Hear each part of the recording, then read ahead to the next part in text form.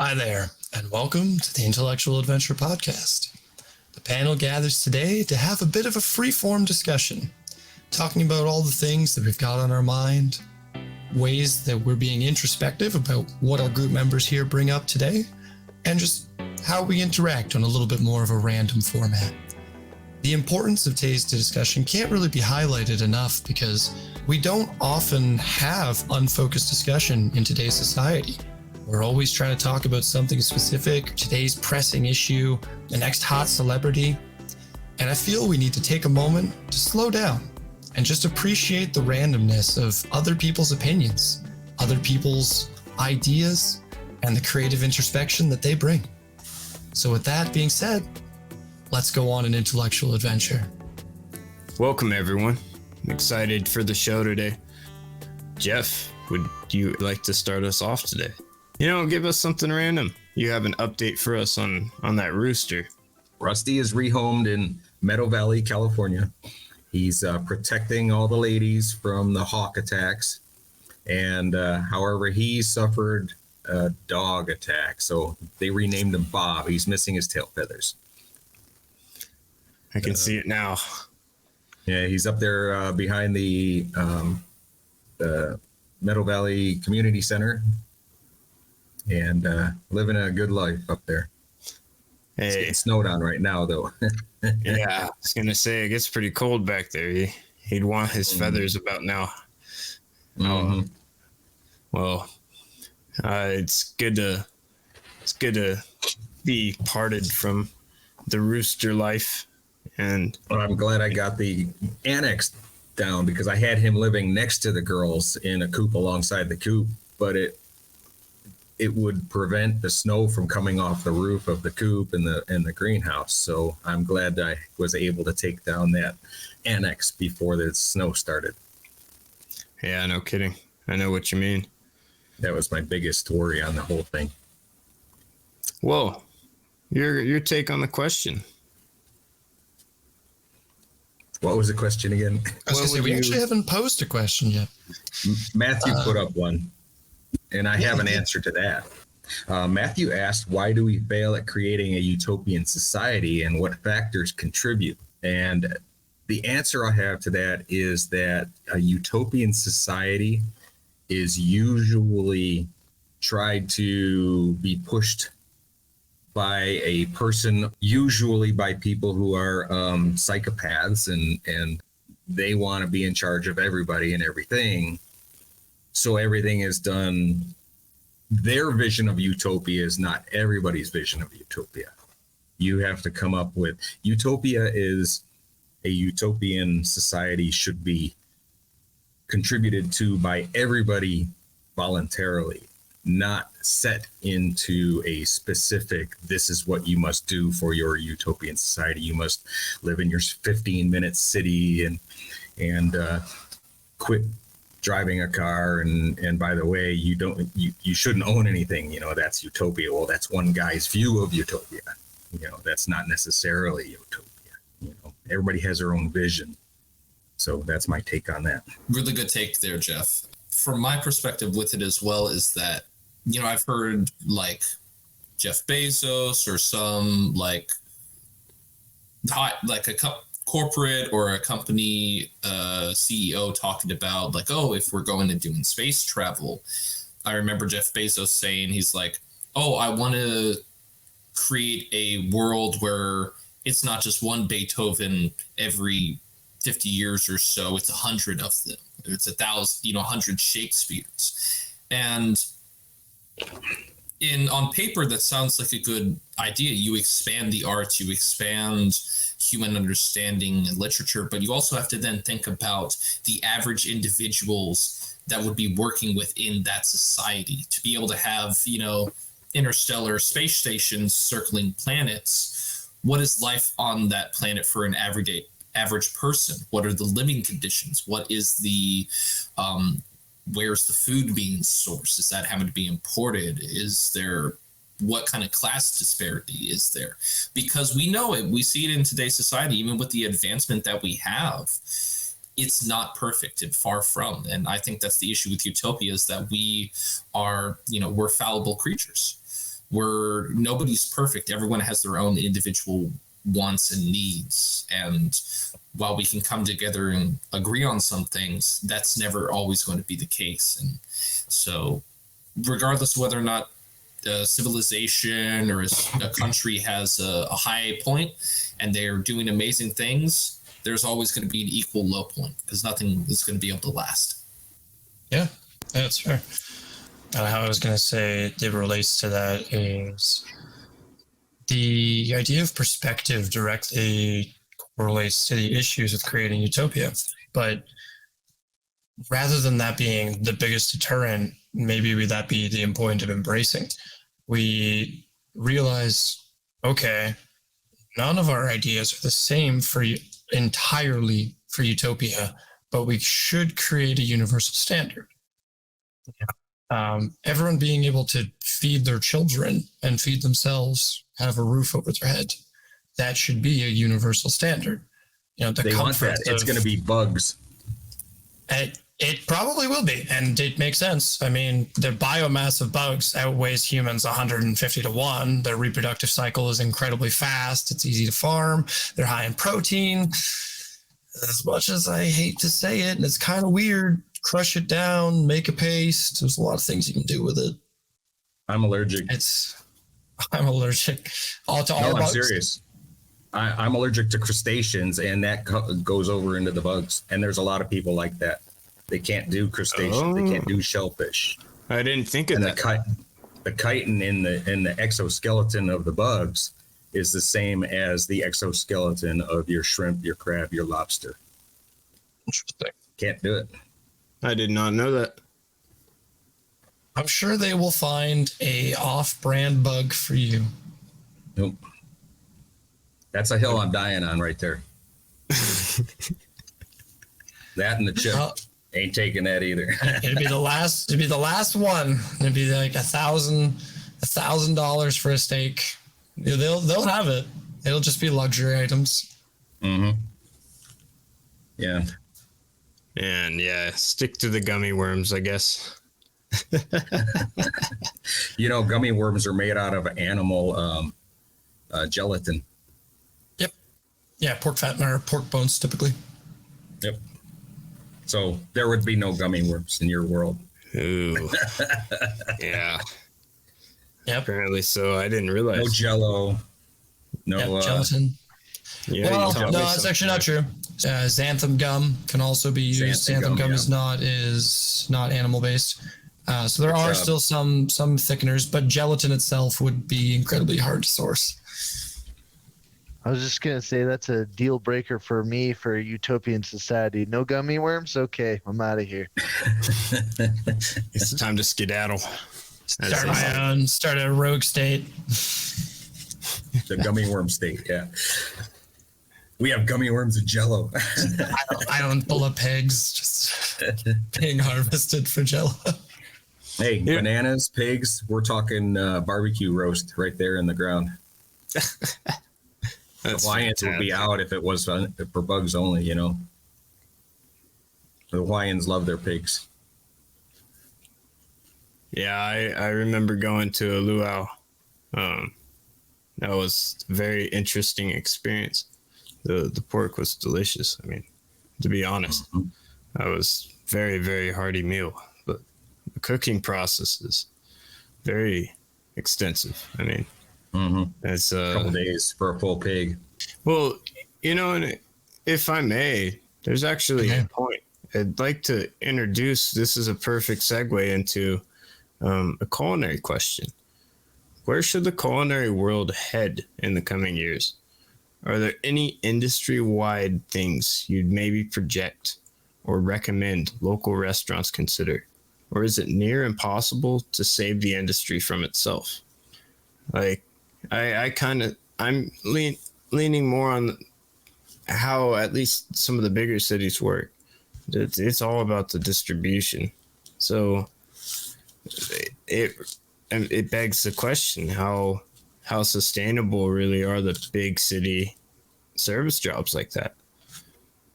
Well, that's a really interesting question when it comes to farming economics. It's when you talk about distribution, it comes all the way down to where we're sourcing the food from, right? So sustainability is the biggest thing, the biggest push in recent years. It was vegetarian dishes, vegan dishes, and sustainability. So COVID showed us that there's things that are incredibly important is catering to new health trends, delivery, and being able to make high volume on short staff, because the service jobs are not sustainable en masse. That is very much become proven. a service community. Yeah, it's great to say. Manufacturing. We need 100 restaurants in your local area, but in reality, how many of those restaurants are you using? But it's just because everyone has their individual preference and everything else. But like, preference goes out the window when supplies become scarcity. And when you start to talk about dire situations, or you don't talk about how you sustain 8 billion people in reality, we're talking about bugs. That's been practiced in a lot of high-end kitchens, and like places that focus on farm to table and sustainability have already focused on how to implement crickets and cockroaches and other things into their menus. And as I said, they're incredibly high in proteins, and for a lot of people, it's horrible. But for so many countries, that's already a major part of their diet. And it's just, we need something that's sustainable. Until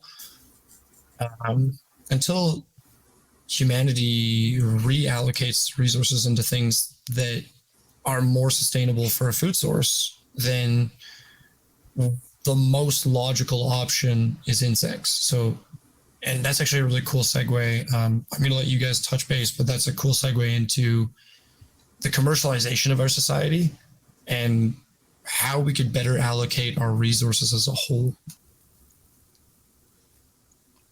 If I might be able to jump in on the tailcoats of that.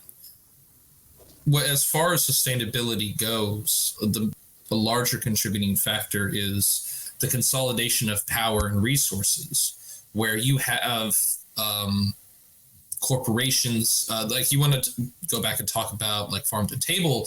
That's becoming harder and harder as more corporations are buying up more and more farmland. Now you have 24-hour farms that are just, industrialized cultivation, and it's sucking nutrients from the soil. It's not able to regrow because there's just such a demand that needs to be supplied, and that people are able to snag on for profit. And from there, even more so, is you have, with that then, introduction of, preservatives and chemicals into the food market that's easily affordable. Not only perhaps with bugs, but then you also have to think about what is going into, the food that you get from McDonald's or from Jack in the Box. It's quick and it's easy for most people because a lot of people don't have the time or the resources to go home and be able to cook either for themselves or for their families. And it's becoming increasingly harder with the with supply issues and ability of bringing food to the table. So if there's a way to really kind of go into sustainability, it has to be cracking down on industrial farming and being able to transfer power back to local areas and locally sourced food. It's hard, it's not easy, but that's one of the main ways I see of being able to step back towards stability and more naturally sourced food. Yeah, decentralized distribution. And I think that Matthew had a point to add before. I just mainly was more on the lines of talking about the culinary industry and such. I actually recently watched a video where this guy did this experiment with the Uber Eats because he was finding that there was a lot of questionable practices with some of these Uber Eats companies. And he actually found out, he went and he ordered the same sandwich from like all these different online restaurants. And what he ended up finding out was that there was like one main hub kitchen and they were making all the same food from like different trade, categories where it's like, Mexican food, Chinese, whatever, it was all being made in one kitchen. And it created this illusion of choice because you get on the website and it might, there might be some unique design of marketing of like all these different burgers. But then when he ordered them all from the different menus, they were literally the exact same burger that was coming from the exact same place.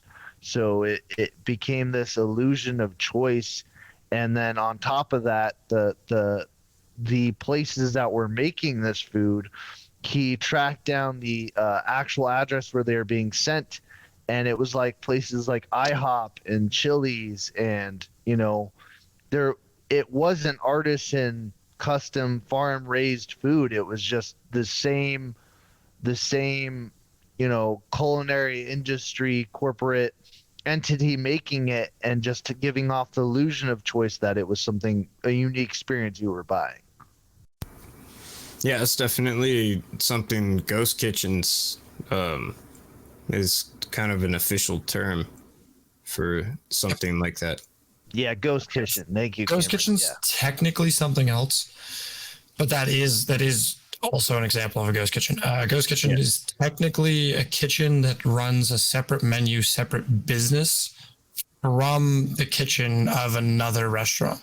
So either you lease space in another kitchen, or you just literally lease labor from their line. It's a weird system, but it is a ghost kitchen is the correct term. It's just that example is a very extreme example where it's weird to source like 10 different places of food from a single ghost kitchen that's running multiple different authentic Thai food, authentic Mexican food, but they're just sourcing in ingredients, and there's really nothing authentic about it. Ghost kitchen is the term. It's just I've heard the example. It's so strange that like, it's not even the first example of illusion of choice that I heard. Like, there's a reel going around of this kid being like, I run a tutoring service, and I run 12 websites, and the first 10 are bad, and they drive traffic to the other 2 because like, oh, this person's a bad tutor. And whether I get business on the ones that are bad tutors or whether I get business on the ones that are 5-star tutors, I'm the tutor no matter what. So you're just getting the illusion of choice that no matter what, it's me on the 1-star and the 5-star rating. Yeah, that's a very clever strategy right there. Super interesting. Yeah, I haven't heard really that. The issue is profits, and honestly, that's really what it comes down to, is that everyone needs to profit, and corporations need to profit. The dairy corporations, like, why are there dairy corporations? There should be dairy farmers, and you should be able to go and source from a local farmer who farms this dairy. It's crazy. It's like, well, we need to add preservatives in it and everything else. Like, the only time you should ever have to add preservatives to it is if someone lives way the out of town from the nearest dairy farmer. That would be the only time. And then like, offer a delivery service where there's a price premium.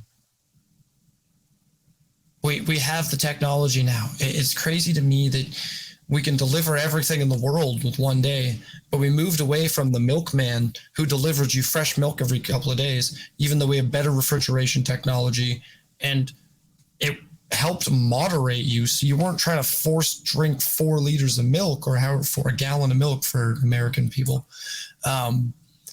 It doesn't make sense. A lot of the time I feel like I buy a gallon of milk and it sits in my fridge. I feel like I need to cook with 2 liters of it, or half a gallon.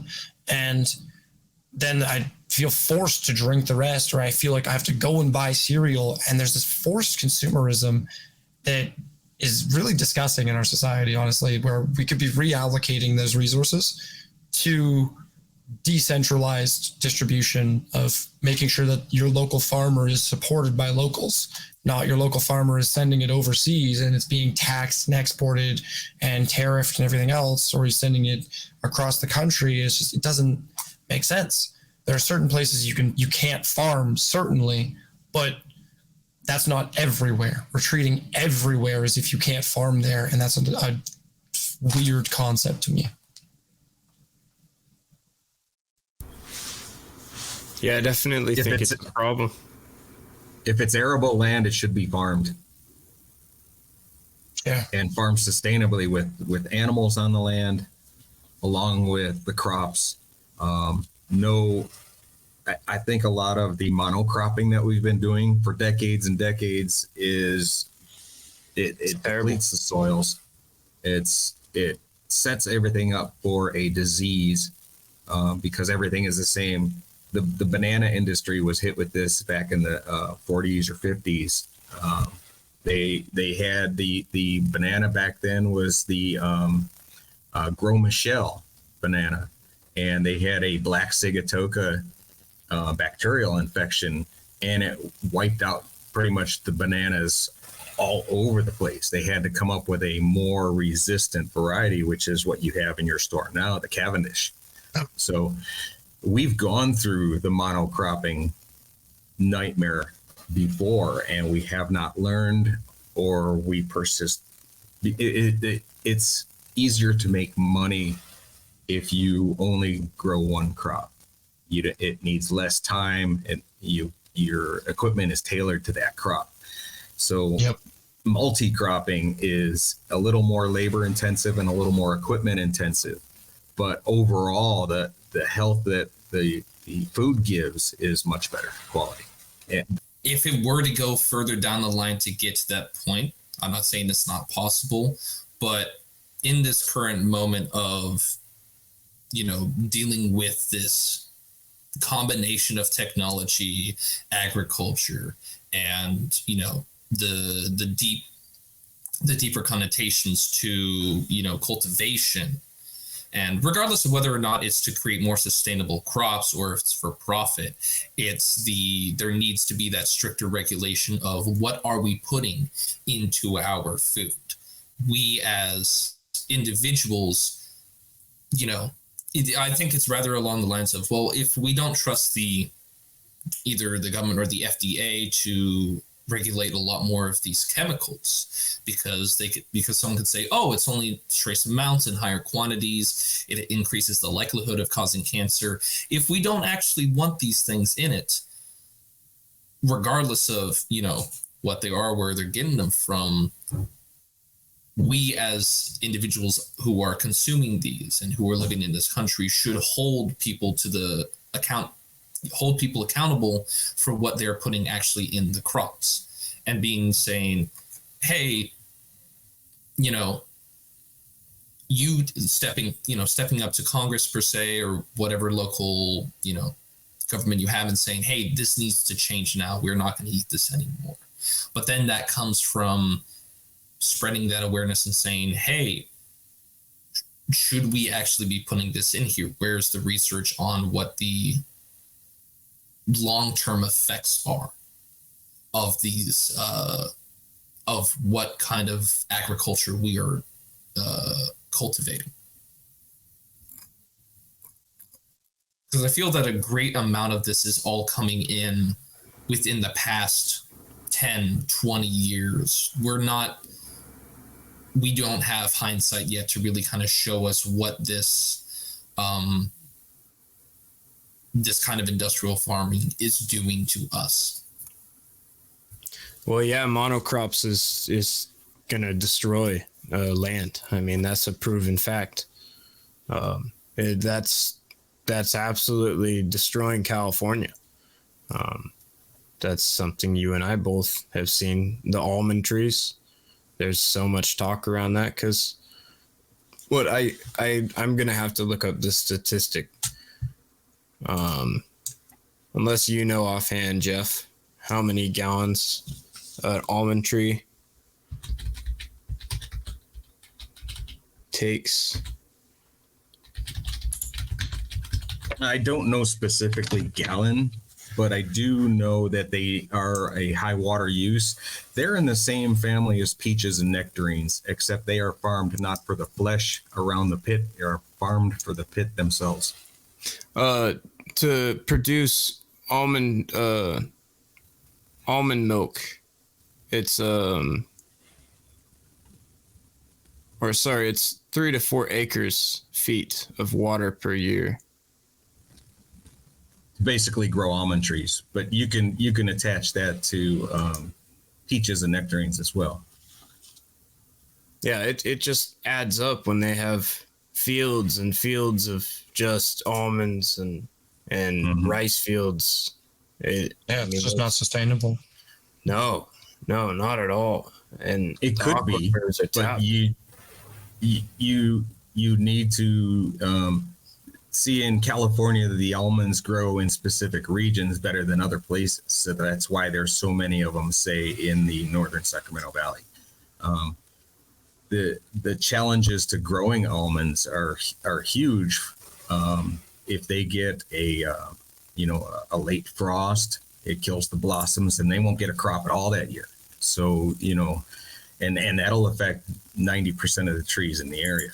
So there's a lot of issues that aren't brought up to the average person because most people don't have the time or energy or interest to get into farming and what it takes to farm and pitfalls and stuff like that.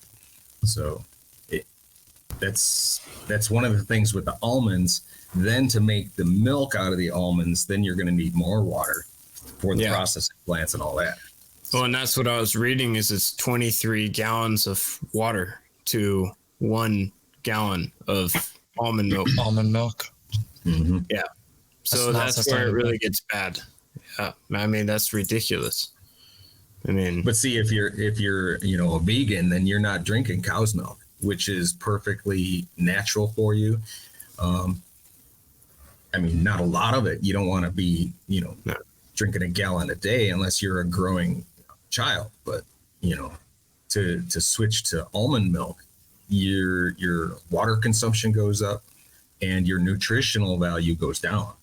And a lot of the whole vegan and vegetarian push has been, I think, short-sighted. Now, Benjamin, you linked this article on biosolids. So because I know when we were talking about cultivation, monoculture for the and the use of basically the soil getting sucked of its nutrients. I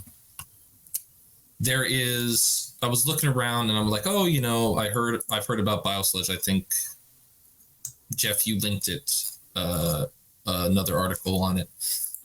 With this one that I was looking at, there's a specific graph in there where and just for the listeners' view, this is from the EPA, Environmental Protection Agency.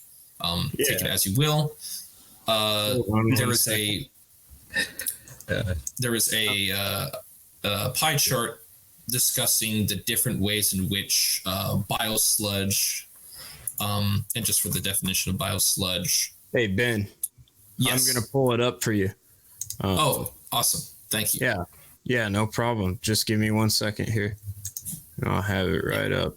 If I'm moving too fast, my apologies. I'm trying to both monitor from the stream and then also the article itself. I might want to just pull up a new browser window and just present the browser window. No, I understand. This should be fine. So, that's the one I'm referring to. On the article itself, it says biosolids are a product waste of the wastewater treatment process. During wastewater treatment, the liquids are separated from the solids. These solids are then treated physically and chemically to produce a semi-solid, nutrient-rich product known as biosolids. The term biosolids and sewer sludge are often used interchangeably.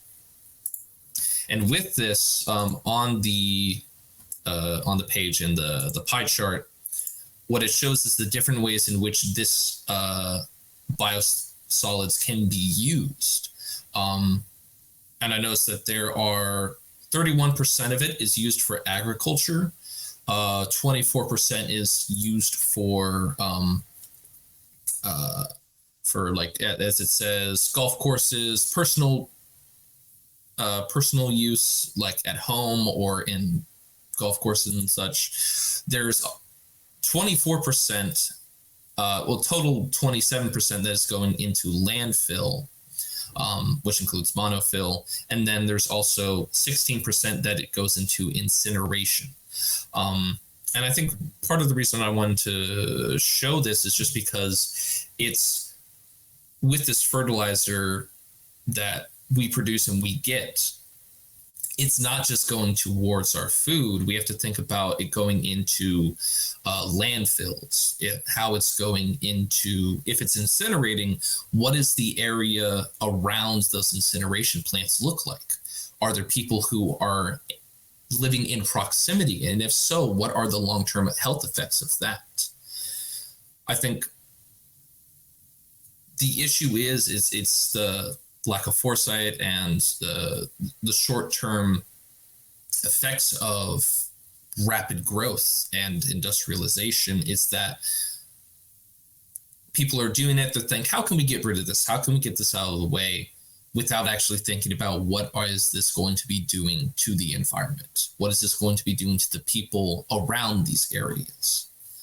What's it going to be doing to the people who eat the food, breathe the air, and drink the water? Yeah, long-term effects.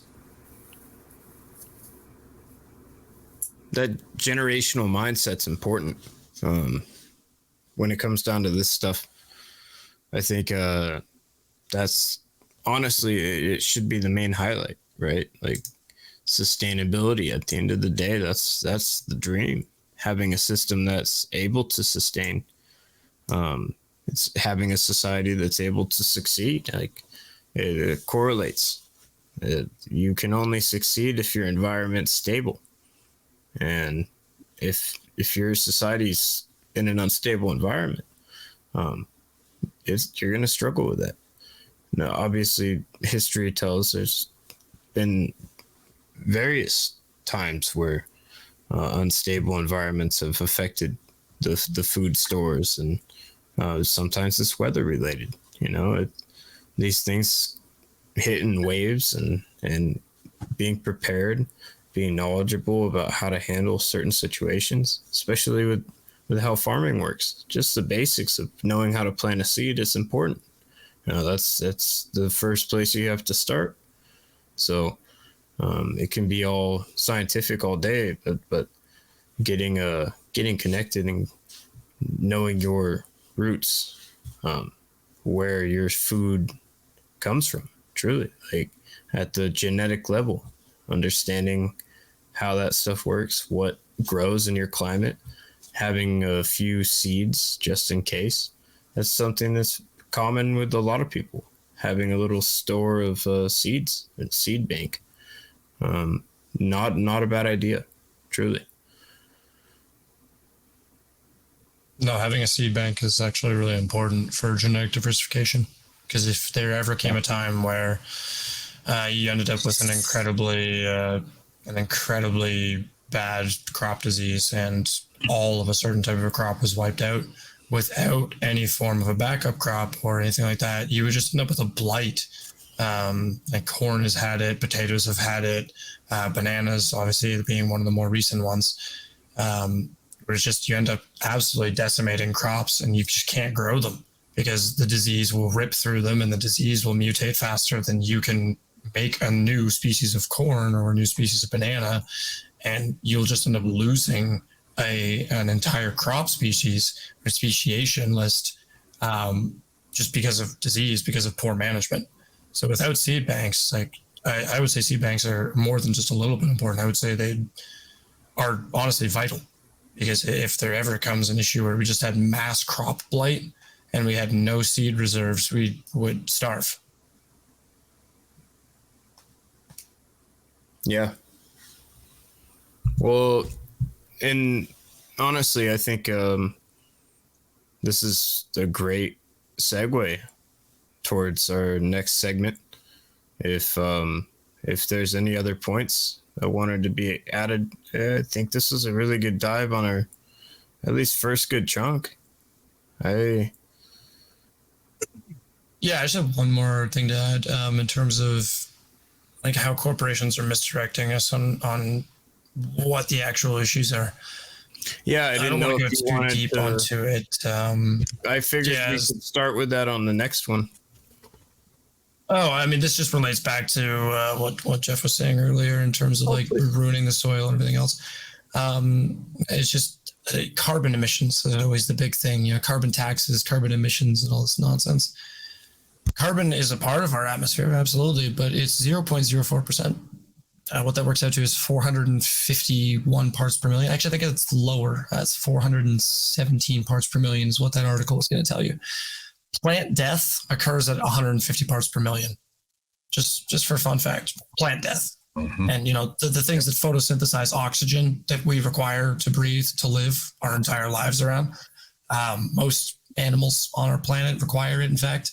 And fish photosynthesize it, or hydrosynthesize, taking oxygen from the water and expelling carbon dioxide. Plant death is 150 parts per million. We're talking about a difference of 0.02%.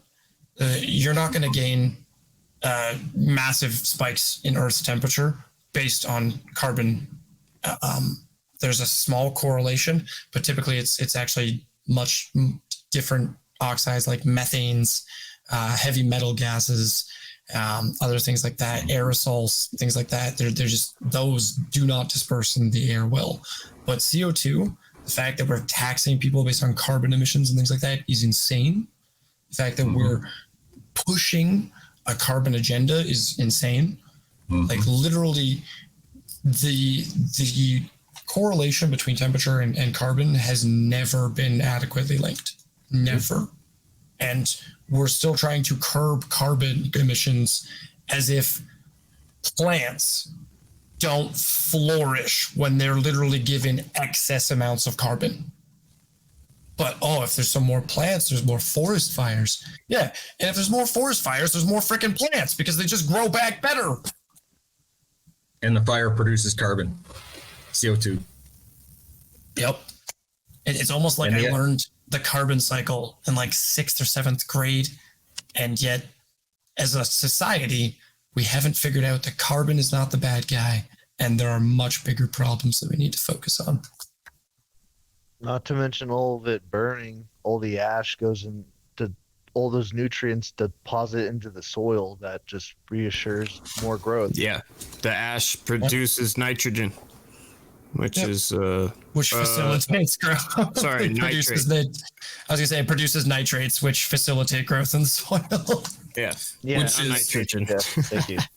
Which I think then gets onto the, if I might jump in, is the parallel between back in the 20s when the Forest Service was first created by Theodore Roosevelt.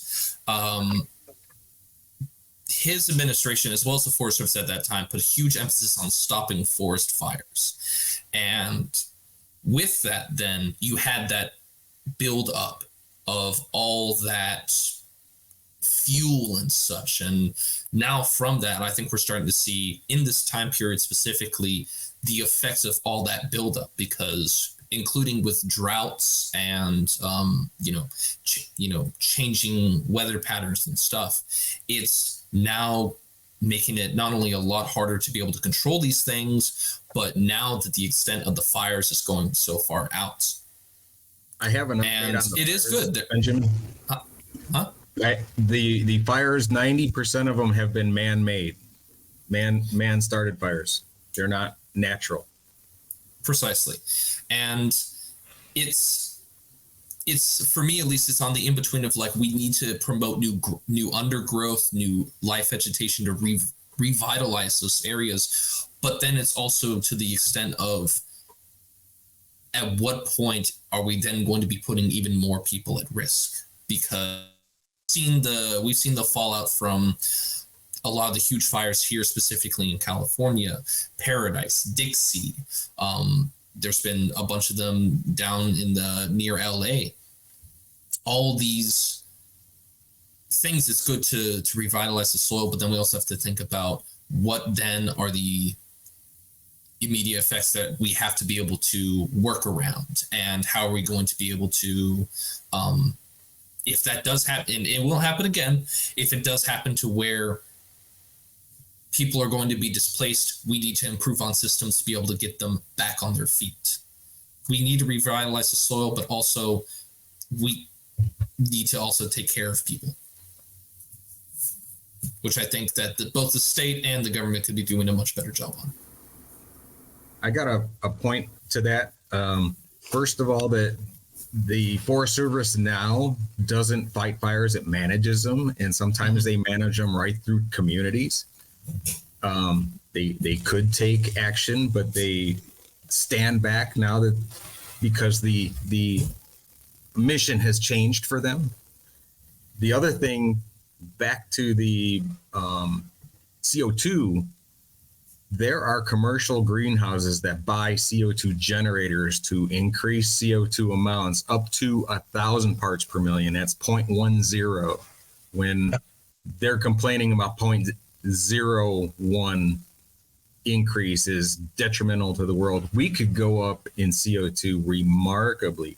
And if it warms the planet, then more things are going to grow, because plants like warm places. They don't grow. I was going to say, it's almost like the Amazon rainforest is one of the warmest and most moist places on the entire planet.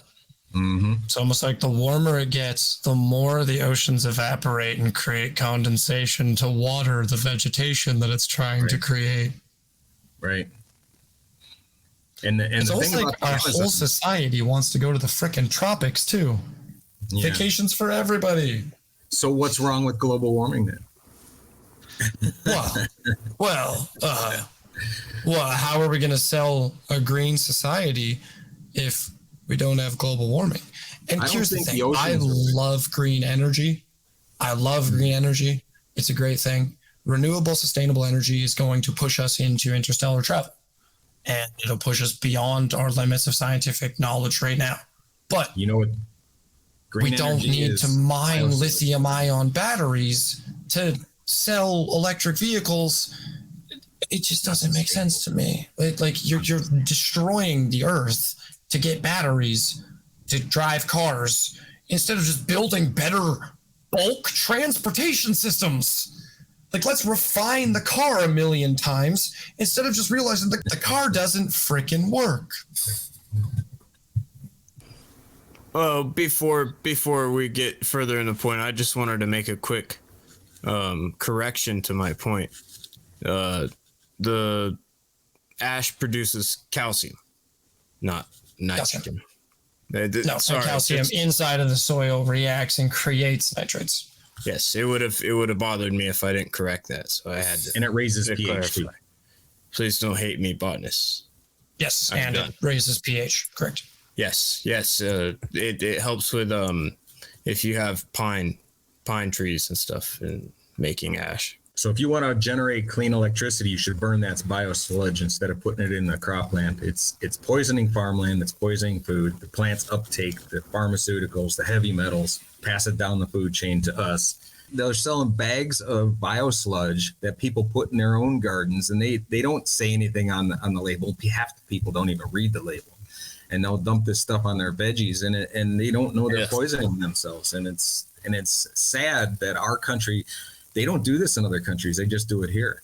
And there's a reason why they're selling the biosludge to the farmers to put on farmland, is because they're making money off of it instead of spending money to either burn it or put it in a landfill. It's generating dollars for them. The company's bottom line is money. It is not the health of you or me. It's dollars. 100%. That's their goal, is to make more and more dollars no matter what they do. Matthew had a point earlier. I don't want to dismiss that. What did you like to?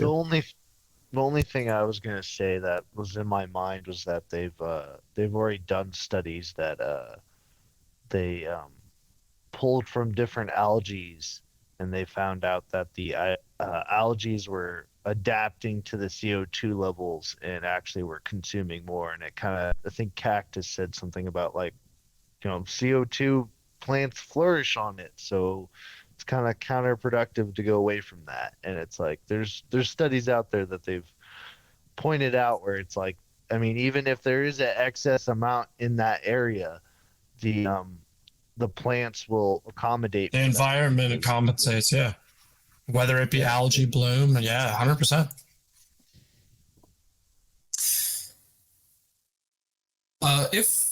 If I might, Matthew, I 100% agree that that it doesn't make sense to worry about CO2 when our society, the plant life will always compensate. Our planet is incredibly adaptive, and when we talk about extinction, we talk about the planet dying. Kevin said it best. I believe it was 2 episodes ago. I'll reference back and find out. But Kevin mentioned that the Earth will be fine. The Earth will still be here. Whether we die from nuclear fallout, it wouldn't matter, because the Earth itself will recover. As short of literally destroying the Earth's gravitational field and its core, the Earth would be fine. It will eventually bloom new algae, and the algae will eventually create new life, and there will be microlife, and eventually life will start again. Our planet is incredibly, incredibly impressive in its level of adaptation. It's humans that need to learn to adapt to the same level as the planet.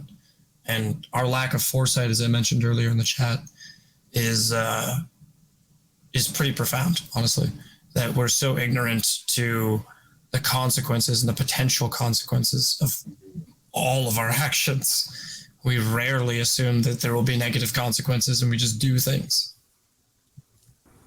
Yeah, it's a very true statement, and it's, although things may change and adapt with the environments, it's really up to us to not overextend those ecological environments.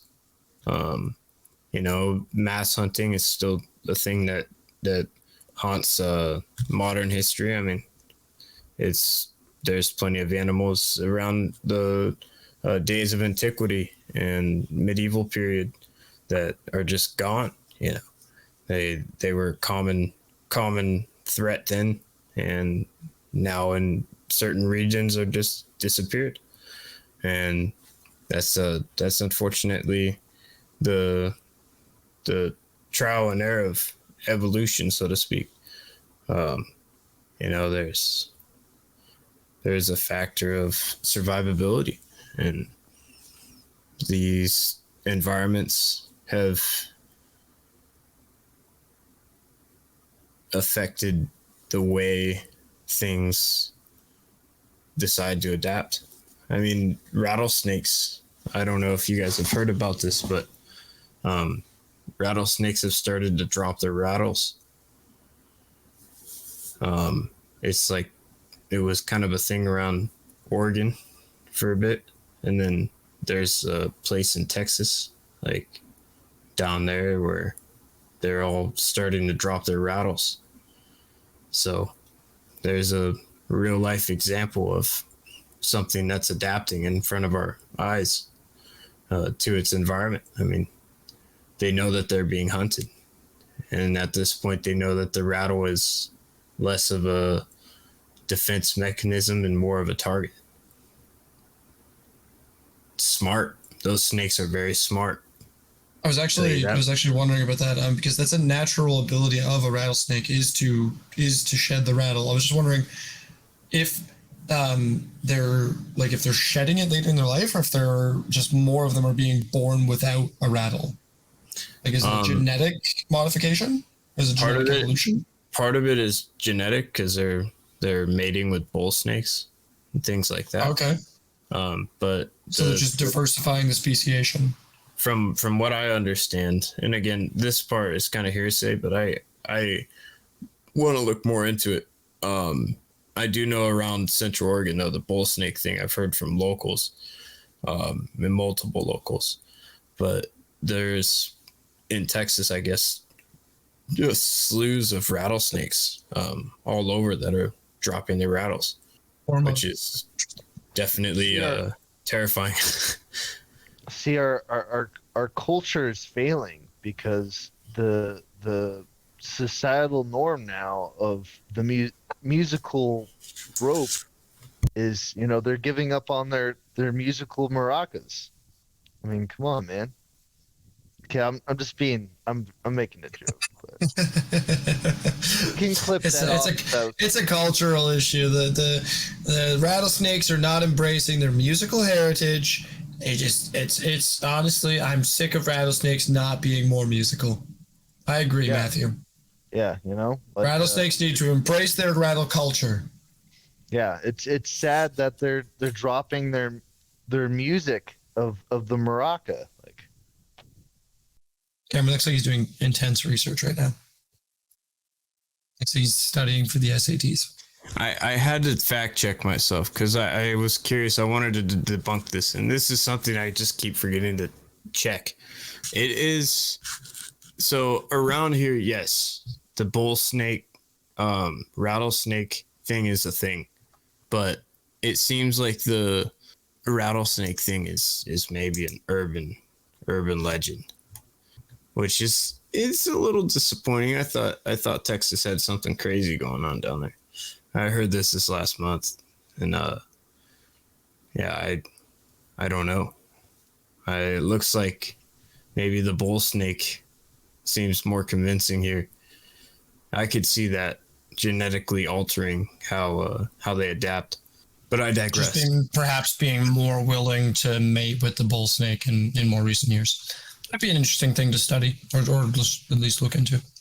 Yeah, from what I understand, it's really, really a select area too, which is the odd thing. It's like this whole the like valley area.